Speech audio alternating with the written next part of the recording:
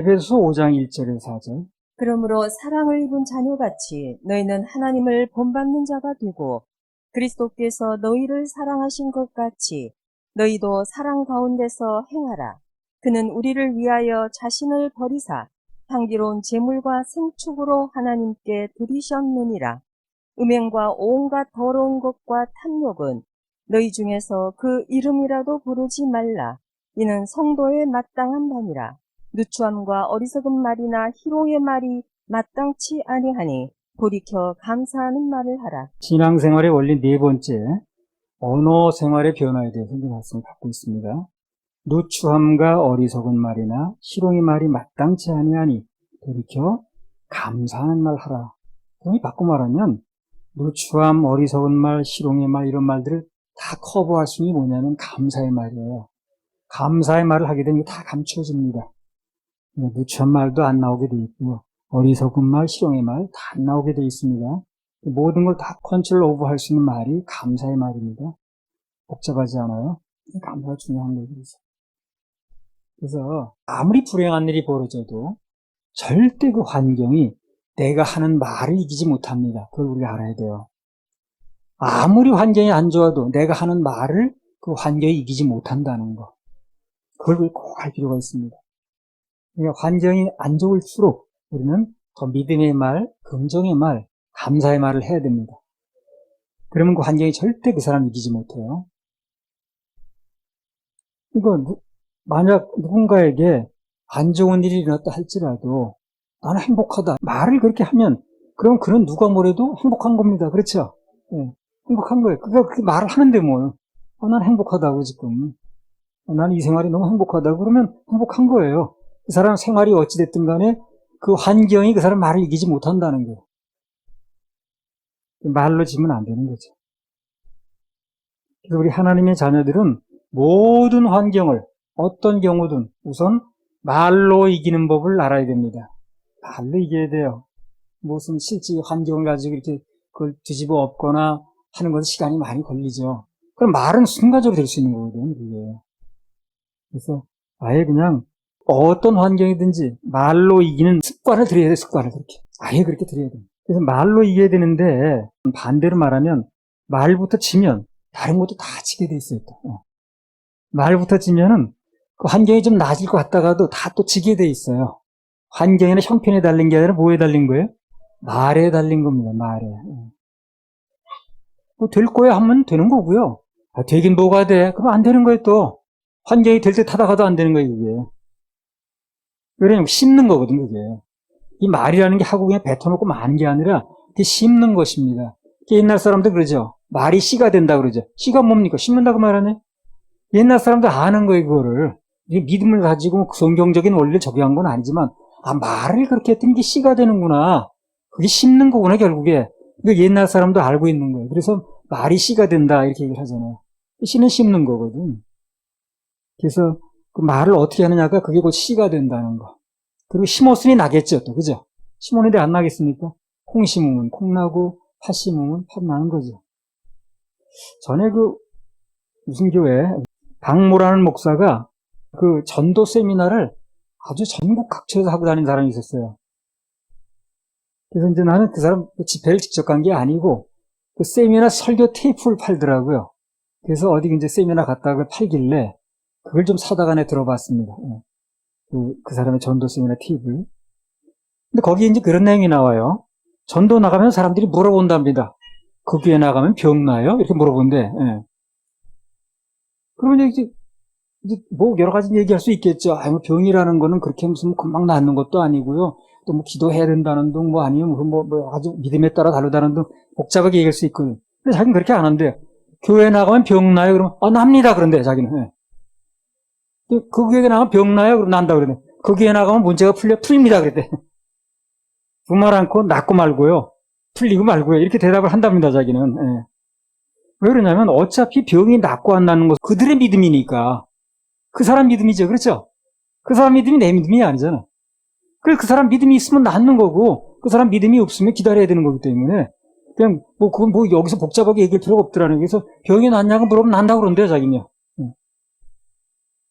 한마디로 말로 이겨야 뭐가 돼도 된다는 얘기를 하는 거예요, 이 사람이. 그래서 그 말이 참 일리가 있다고 생각했어요. 그 말이 참 일리가 있다. 이 서양 사람은 이제 그렇게 비난하죠. 아, 예수 믿는 것도 입만 살아가지고 말이야. 말은 잘하네. 그거 다 사단의 소리입니다, 그거. 굉장히 중요한 걸 걸고 넘어가는 거예요. 그거 사단의 소리라는 걸 알아야 됩니다.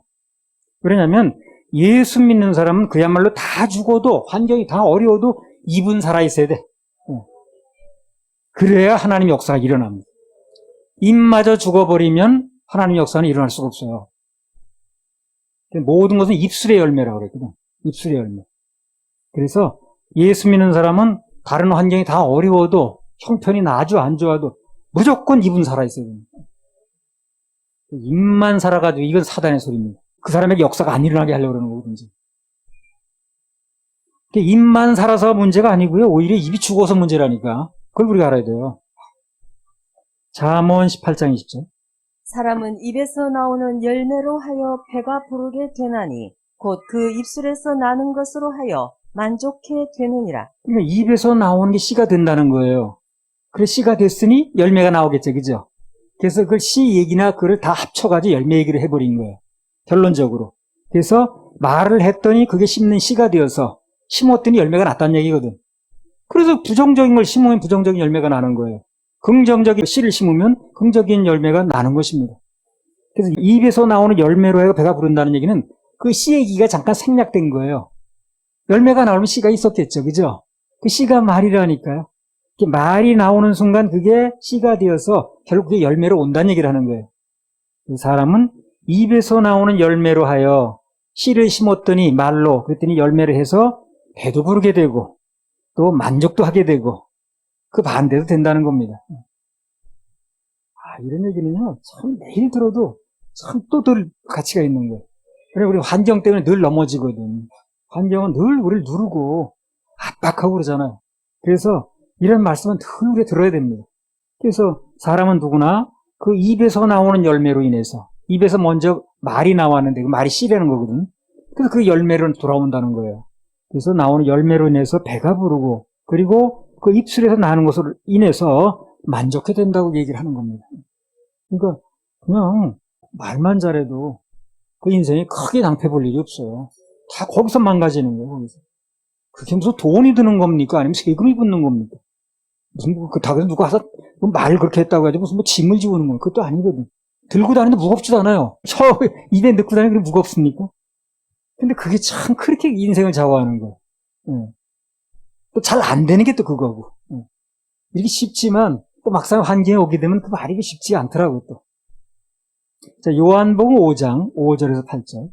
거기 38년 된 병자가 있더라. 예수께서 그 누운 것을 보시고 병이 벌써 오랜 줄 아시고 이르시되 내가 낫고자 하느냐. 병자가 대답하되 주여 물이 동할 때에 나를 못에 넣어줄 사람이 없어 내가 가는 동안에 다른 사람이 먼저 내려가나이다. 예수께서 가라사대 일어나 네 자리를 들고 걸어가라 하시니. 6절에 보면 예수님께서 38년, 앓기도 많이 앓았네. 38년, 거의 40년 동안 앓고 있는 병자한테 물어보신 건 딱 하나입니다. 그거 얼마나 뭐고, 난치병이야, 불치병이야, 무슨 어쩌고, 그런 걸 물어본 게 아니에요. 딱 한 가지 물어봤습니다. 내가 낫고자 하느냐. 그러니까 예수님께서 물으신 의도가 뭐냐면요. 아직 그 사람 입이 살아있나 그걸 보는 거예요. 입이 살아있는가. 소망의 입인가. 이게 뭐 낫지 몰랍니까? 이게 하루 이틀도 아니고 벌써 40년이 다 돼가는데 그게 죽은 입인가? 절망하는 입인가? 그걸 한번 확인하시는 거예요, 예수님. 그때 이 사람이 뭐라고 답변했냐면 7절에 주여 물이 통할 때 나를 못에 넣어줄 사람이 없어. 내가 가는 동안에 다른 사람이 먼저 내려간다는 거예요. 이 사람은 계속해서 들어가려고 하는 거예요, 그죠? 그 얘기를 하는 걸 봐서 포기한 게 아니라 어떻게 해서든지 기회만 있으면 들어가려고 하는 거죠. 그러니까 한마디로 지금이라도 누가 자기를 물에 넣어주기만 하면 병이 38년 됐는지 40년이 됐는지 관계없이 아직 나을 수 있다는 거예요, 자기는. 그 얘기를 하는 거예요. 그러니까 아직 있는 거예요, 그 사람 거기. 포기했으면 뭐라 38년이 있겠어요, 그래. 아직 자기는 나을 수 있다고 생각하는 거예요. 이게 지금 내가 조금 좀 안 맞아서 그런 거지 누가 나를 넣어주거나 어떻게 어떻게 운이 좋아서 내가 먼저 들어가면 날 수 있다는 거예요. 그 난다는 희망은 절대 안 놓은 거예요, 이 사람이. 그걸 보는 거예요, 예수님께서. 바로 그걸 보는 겁니다. 그게 난 뭐 병이 깊어가지고 하루 들인 것도 아니고요. 뭐 이게 무슨 몇십 년 돼가지고요. 뭐 이런 식으로 얘기를 하는 게 아니라 지금도 날 수 있다는 거야, 이 사람은. 단 그 물에 먼저 자기 못 들어가서 그렇다는 거예요. 자기 들어가기만 하면 난다고 생각하니까 아직도 거기 있는 거예요, 지금. 입이 살아 있었습니다. 입이.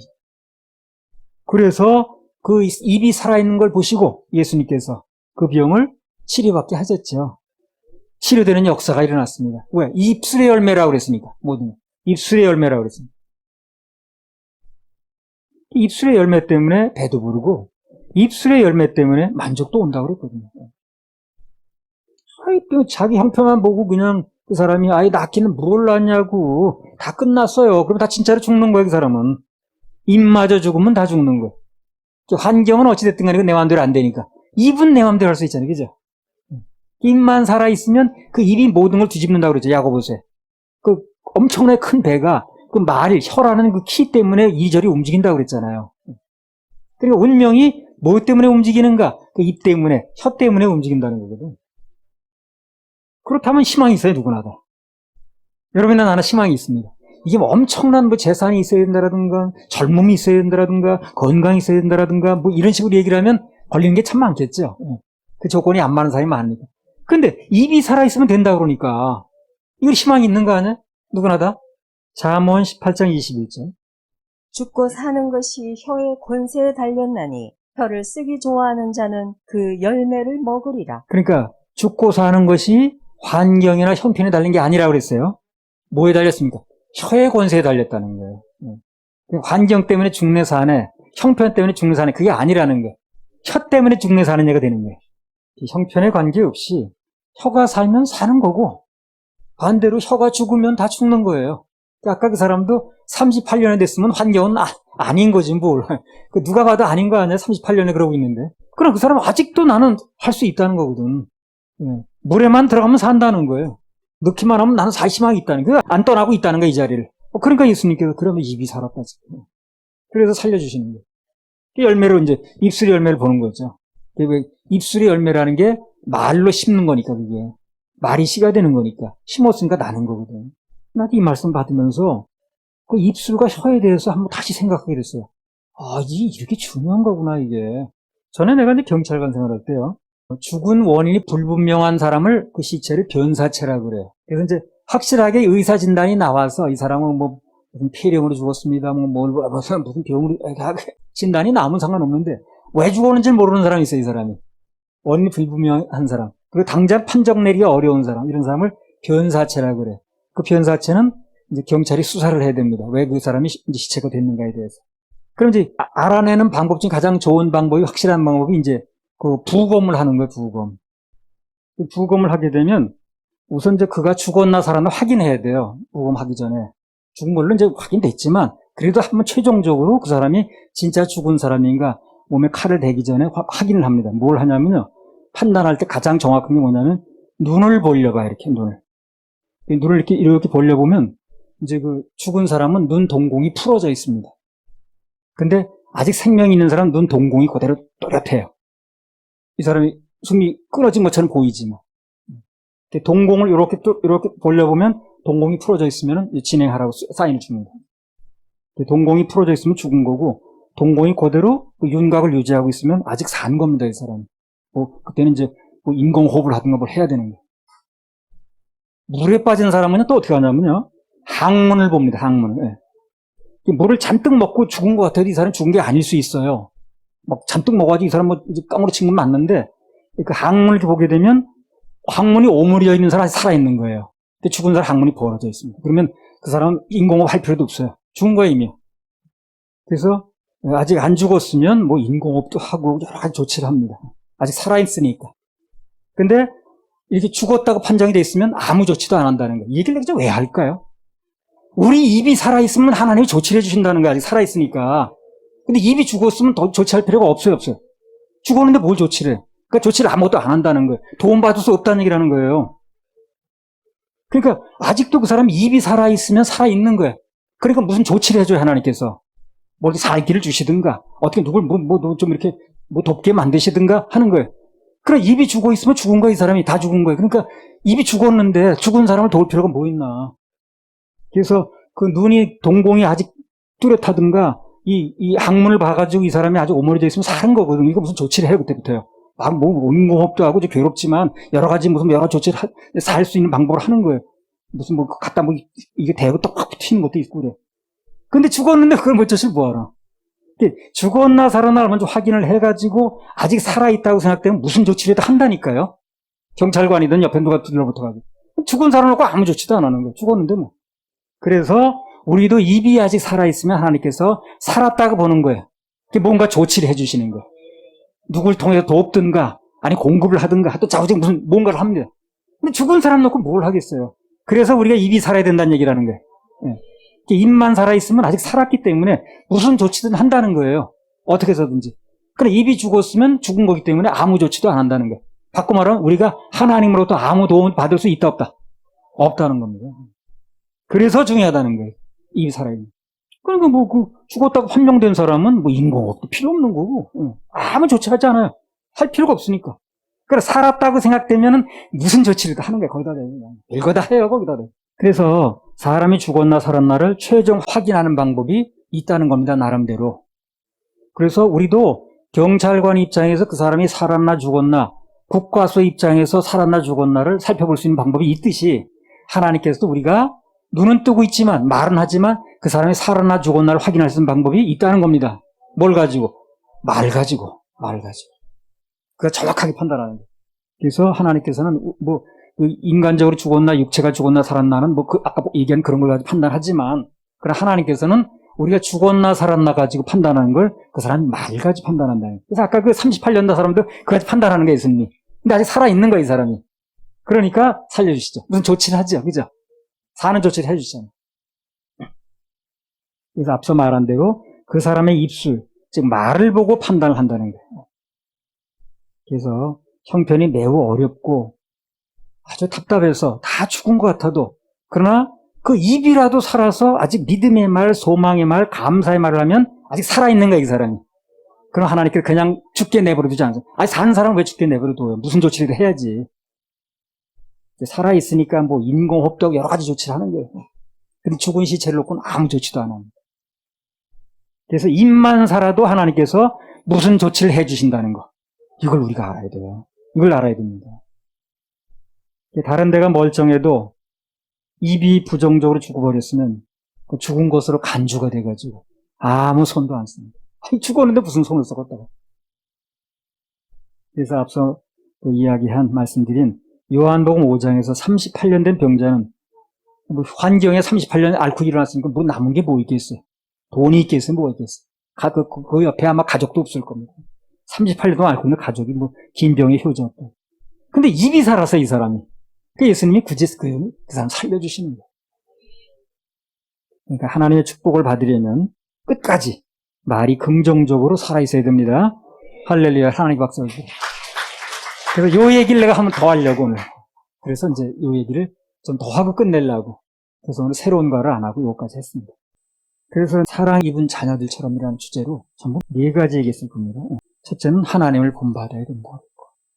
구원받았으면 목표가 그분이니까 또 희생적인 사랑을 해서 예수님의 향기를 드러내야 된다. 이런 얘기도 했고 그 다음에 가짜 사랑에 속지 말아야 된다는 얘기도 지난주에 했습니다. 그리고 마지막으로 언어 생활에 변화가 와야 된다 하는 얘기를 또 이제 연속해서 이렇게 말씀드렸습니다. 이 말씀이 이번 주일은 물론이고 더 나아가서 일생을 변화시키는 그런 말씀이 되시기 바랍니다.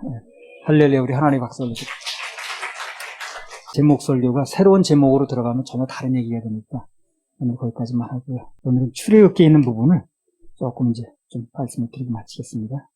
출애굽기 14장 1절이죠. 여호와께서 모세에게 일러 가라사대 이스라엘 자손을 명하여 돌쳐서 바다와 믹돌 사이에 비하히롯 앞 곧 바알스본 맞은편 바닷가에 장막을 치게 하라. 하나님께서 모세에게 말씀하시길 이스라엘 자손을 특별히 명해서 돌쳐서 잘 가고 있는데 돌려서 일부러 그 바알스본 맞은편 바닷가에 장막을 치게 하라. 이렇게 명령을 하셨습니다. 돌쳐서란 말이 무슨 말이냐면 잘 가고 있는 거예요, 지금요. 잘 가고 있는데 이스라엘 백성의 방향을 일부러 돌려서 바꿔서 그 길을 가게 하셨다 그 말이에요. 예. 근데 가보니까 이 삼면이 막힌 길이었어요. 그래서 양쪽 이제 절벽이 옆에 있었고 그 다음에 뒤에는 바로의 군대가 쫓아오는 거예요. 삼면이 막혔죠. 터진다라고는 앞에 바다밖에 없는 거예요. 그런 길로 인도를 하셨더라는 거죠.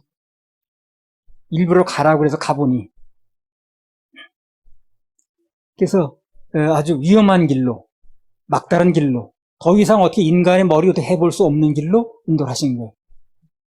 우리가 살다 보면 그럴 때가 있어요. 내 머리가 지금 도저히 안 되는 일이 벌어졌어. 이건 도대체 내가 머리로 돌려가지고 어떻게 막아가지고 될 일이 아닌 거예요. 그런 일에, 그런 막다른 골목에 있게 할 때가 있습니다. 그럴 때 잊혀 살다 보면요. 그거에 대한 도움을 받으세요. 얘기 말씀하죠. 사도행전 7장 21절 22절.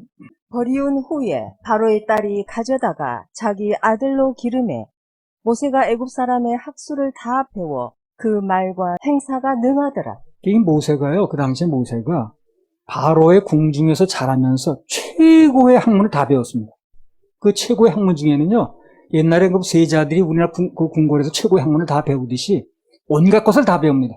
뭐 진치는 법, 병법, 뭐 어떻게 하는 거, 무슨 뭐 아주 안 배우는 게 없어요. 그 정도 다 통달해야 왕이 되는 거예요. 그렇게 뭐 아무나 왕이 되는 게 아니더라고. 더군다나 이 애굽의 학문은 그 당시 최고의 학문이거든요. 그래서 그 애굽 사람의 학술이나 모든 걸 다 배워가지고 아주 그 말과 행사가 능했다는 건 다 통달했다 그 말이에요, 모세가. 그런 모세가 여기다 진쳐야 되는지 안 되는지 그건 모르겠어요? 잘합니다. 네. 적어도 이렇게 치면 안 되겠구나. 양쪽에 절벽이 있고 뒤에 쫓아오는 이런 상황을 만들면 안 되겠다는 걸 모세가 너무 잘 아는 거예요. 이미 다 배웠기 때문에. 그래서 모세가 그냥 맡겨놨으면 그렇게 안 갔습니다. 절대. 그런 거야. 능통한 사람이거든요. 상대는 쫓아오기 좋고 자기는 도망가기 불리한 그런 장소에 진을 치지 않았다는 거죠. 그런 장소로 갈 리가 없어요, 모세가. 그럼 왜 하나님께서 이스라엘 백성들을 그렇게 안 좋은 상황으로 일부러 돌쳐서 이렇게 몰아 넣으셨냐는 거예요. 전지전능하시다는 분이, 다 안다는 분이, 그죠? 뭐 이유를 얘기를 한다면 첫 번째로요. 앞으로 갈 수밖에 없게 만드는 거지. 뭐 앞으로 갈 수밖에 없어 이제. 그러니까요. 뭔가 복잡하고 어려울 때는 그냥 앞으로 가는 것만 생각하세요. 앞으로 가는 것만. 옆을 볼 필요도 없고 뒤를 돌아볼 필요 없어요. 무조건 앞으로 가면 돼. 이 자전거가요. 무조건 앞으로만 가면 절대 안 쓰러집니다. 자전거 타보면 알아요. 서니까 쓰러지는 거죠. 가보세요. 계속. 절대 안 쓰러집니다. 그래서 그런 안 좋은 상황으로 몰아넣으신 이유 중에 하나가 뭐냐면 그냥 무조건 가게 만드는 거예요. 가게 만드는 거. 그래서 여러분 나폴레옹이라는 사람 전기를 읽어보신 분 이제 아시겠지만 그 사람 모토가 그거예요. 그 사람 인생에 너무 아주 어려운 일이 많았습니다. 굉장히 평민으로 태어나서 이제 나중에 황제까지 된 사람인데 아주 뭐 굉장한 정복 과정에서 그렇고. 근데 그 사람이 자기가 인생의 어려움을 느낄 때마다 어려운 난관이 올 때마다 자기의 내린 구호가 하나 있어요. 뭡니까? 앞으로 그랬습니다. 앞으로. 그래서 앞으로 계속 가고 있는 한 자전거가 안 쓰러지듯이 우리 인생도 가고 있는 한 절대 안 쓰러지게 돼 있어요. 가면 돼요. 가면. 주님께서 멈춰라 하시고 명령하실 때까지는 가면 됩니다. 중단하지 말고.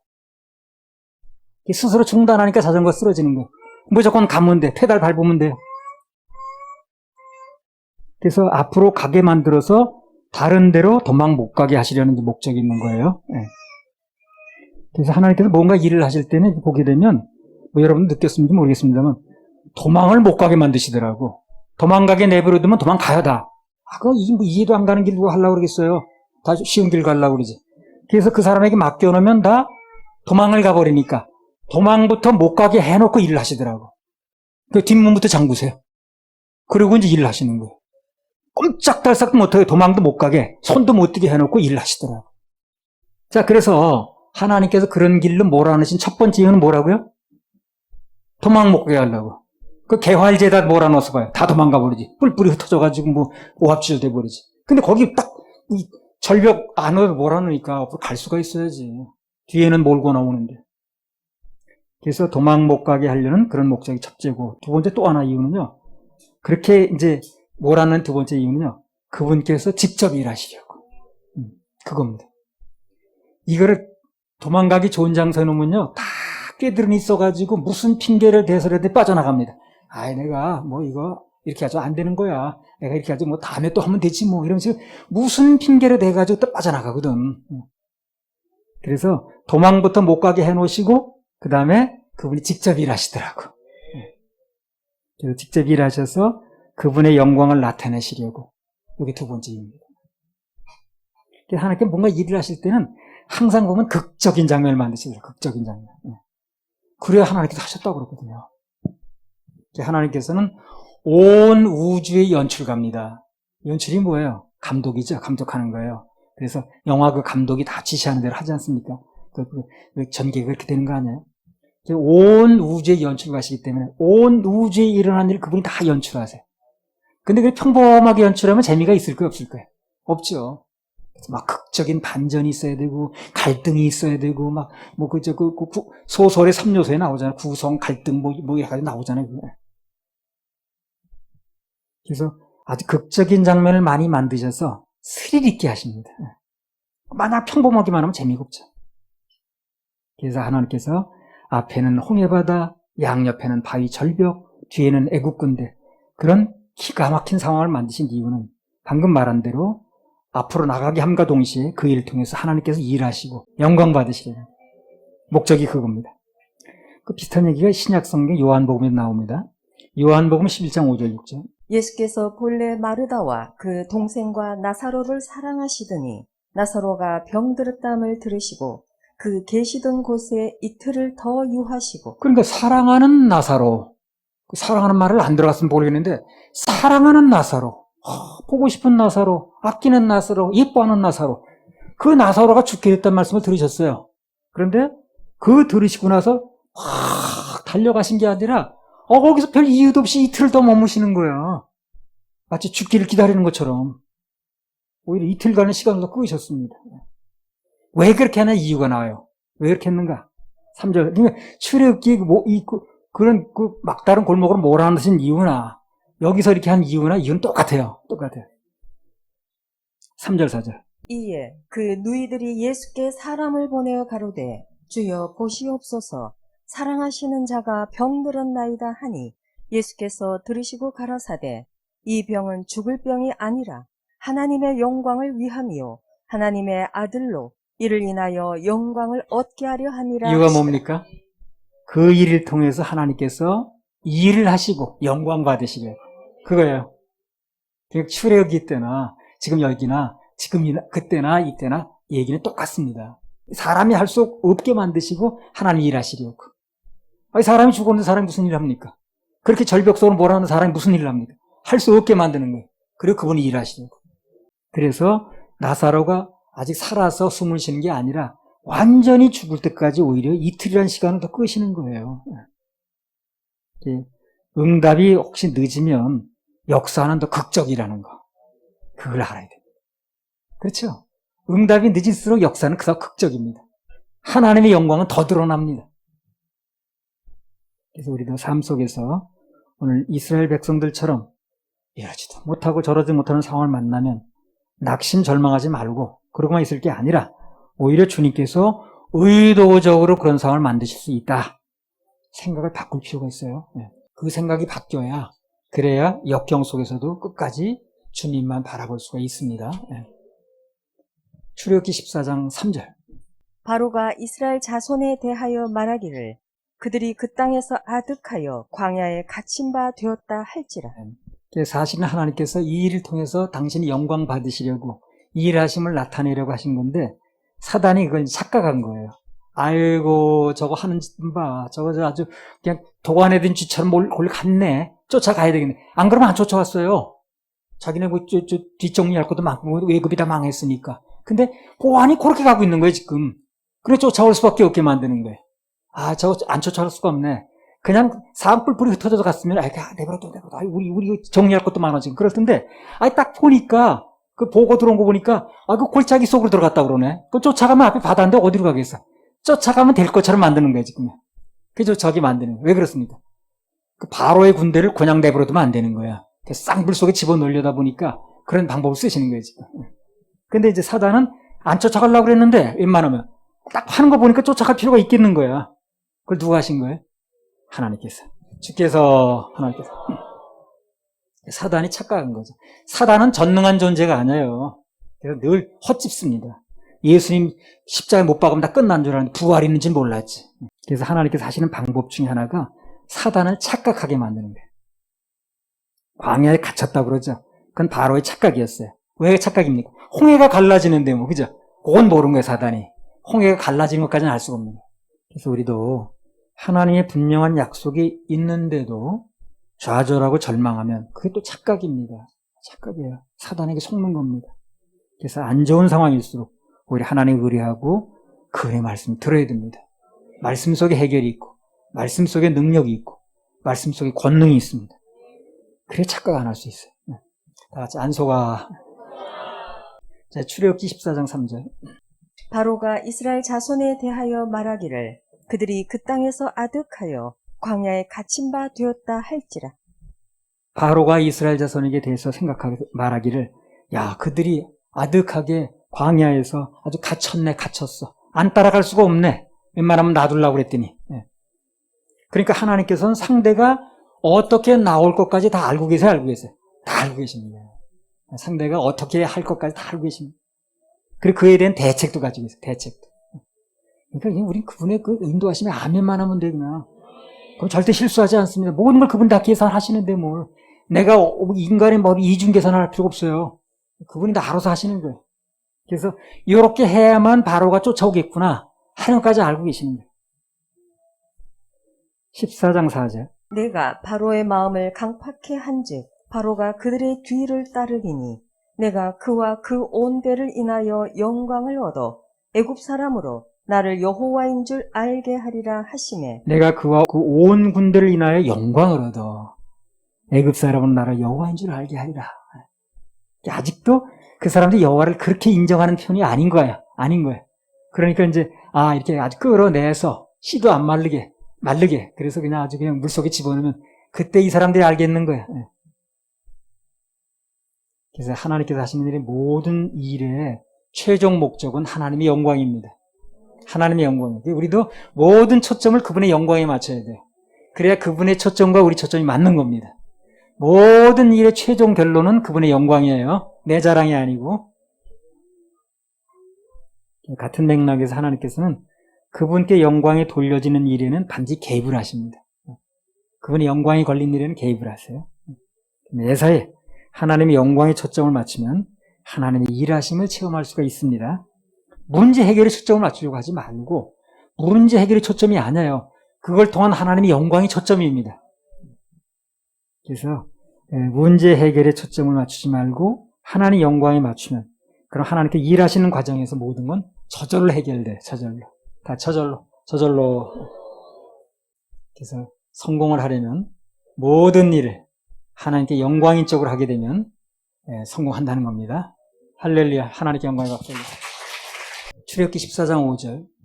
혹이 백성의 도망한 것을 애굽 왕에게 고하매 바로와 그 신하들이 백성에 대하여 마음이 변하여 가로되 우리가 어찌 이같이 하여 이스라엘을 우리를 섬김에서 놓아 보내었는고 하고. 그때는 이제 그만 따라가려고 그랬던 거야, 그죠? 근데 딱 보니까 마음이 변할 수밖에 없는 거야. 그 변한 게 하나님께 하신 겁니다. 영광 받으시려고. 그러니까 이 말씀만 보더라도 바로가 이스라엘 백성들 보내준 거는 그 본 마음이 아닌 거예요, 그렇죠? 본 마음이 아니고 하나님의 전적인 역사였습니다. 그게. 바로가 60만이나 되는 그 노동력인데 그 노동력. 그 당시 60만의 노동력이 얼마나 대단합니까? 그 60만이 된 노동력을 그냥 놔줄 리가 없어요. 하나님께서 일하시니까 보내주신 거죠. 일하시니까 보내주셨고 조금 늦고 주니까 쫓아갈 마음 생겼고 또 쫓아올 만하니까 바닷속에 집어넣고 전부 하나님이 하시는 거예요. 그래서 우리가 이런 걸 통해서 알 수 있는 것은 하나님께서 일하시면 도와주시면 사람들이 자기의 본 마음이 아닌 것도 할 수 있다는 거예요. 본 마음이 아닌 것도 할 수 있는 거예요. 그러니까 그 사람 마음이 어쨌든 간에 하나님 일하시기 나름이에요. 그러니까 하나님 일을 하시면 그 사람 본 마음이 아닌 일도 얼마든지 할 수 있어요.